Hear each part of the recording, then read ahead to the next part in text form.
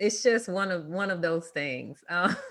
But Google, back to the whole Google thing. So of course I picked his brain the whole time because he sat next to me, and then he was on the Right. panel. Then once he start, spewing more stuff that he done, I got him back. Right, I got him back. So I was really, really on him, and he's like, "Hey, if you know any startups that have interesting things, these are the requirements that they need to have in order for me to talk to them." First of all, their requirements are actually kind of high, I would say.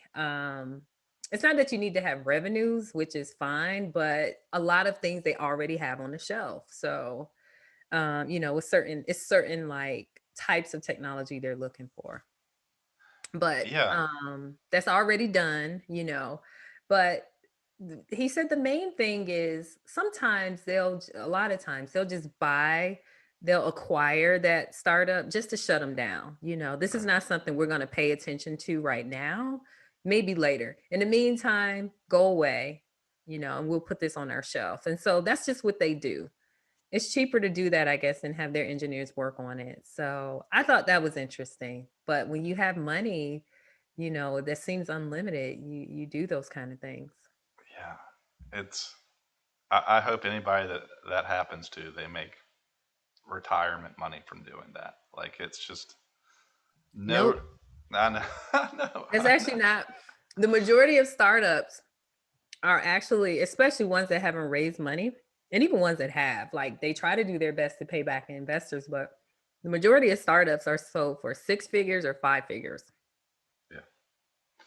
That's just a new car, maybe a new house. So when I talk to founders that have now moved on to things, I remember I met this guy who was a CTO. He was a CTO of a company that got sold, and then he was doing kind of business development and trying to find more startups to kind of do like interim CTO work. And so I asked him, I said, "So what was your exit like in that startup?" Now that seems very personal. It's like asking someone how much money is in your bank Right. account, right? Hmm. Um, and the thing is, the amount that these companies are purchased for is so irrelevant that the companies that purchase them don't even put it in their 10Ks. Like there's a section in their 10K on the Securities Exchange Commission, the public document they have to Hmm. publish. There's a section there where they talk about acquisitions and things like that. And it's insignificant because they don't even mention the company. You can literally look and it'd be like, yeah, and they even like there's typically a sentence that says, yeah, and several other insignificant acquisitions. They actually say that.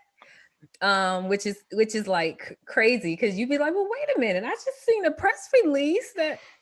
And no. And so, but yeah, even Google said the same, the guy from Google saying the same thing. He's like, yeah, no, we they may go home with, 50,000, maybe 100,000, maybe quarter million is the max. But for this CTO, I asked him what was his exit like, and I said, was it new car, new house, or new life? And I learned that acronym actually from Jen Bonet, who used to be the director at ATDC. But before she was director, I knew her from Startup Chicks, which was this organization here for tech women in Atlanta. So she popularized that within our group. And so he was like, "Oh no, no, no! It was a new house exit, but Boston prices." So I was like, "Okay, I know what that is." You know what I'm saying? Yeah, pretty good.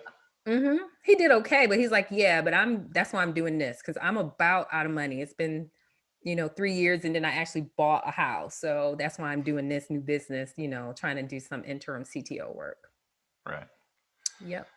Yeah, I like that. I think "New Car, New House, New Life" might be the name of this episode of the podcast. So, congratulations! For the first time, I've figured it out halfway through the podcast.